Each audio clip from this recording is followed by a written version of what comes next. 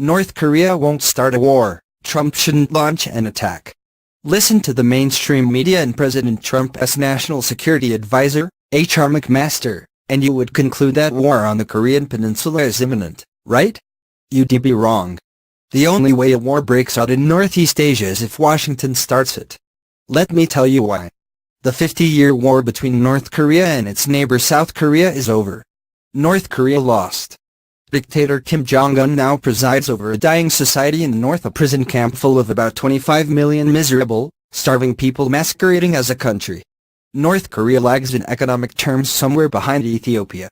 In contrast, South Korea is an economic juggernaut. A nation of roughly 51 million with an economy larger than that of Russia, which has a population of about 144 million. In terms of per capita gross domestic product, South Korea ranks 31st in the world, while Russia ranks 68th and North Korea ranks nowhere. Kim's armed forces mirror his society's tragic condition. They are an aging tribute to the Soviet forces of the 1970s. Any attempt to employ them against South Korea's modern armed forces would end in devastating defeat for North Korea. Kim also knows that missile attacks launched from his soil against the South Korea, Japan or the United States would result in the immediate and total destruction of his Stalinist regime. Chinese President Xi Jinping has told Kim in very clear terms that if Kim launches an attack on his neighbors or the United States, he is on his own. The Chinese armed forces will stand by and watch as Kim's regime is systematically annihilated. To reiterate, the only way war breaks out in Northeast Asia is if the United States starts it. And this insight explains Kim's strategy. His best chance of survival is to goad President Trump into attacking him.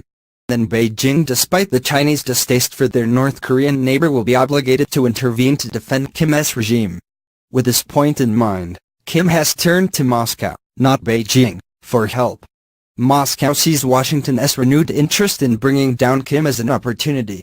From Moscow's perspective, North Korea is useful insofar as it can be leveraged in a high-stakes game to bring Washington into conflict with not only North Korea, but more importantly with China.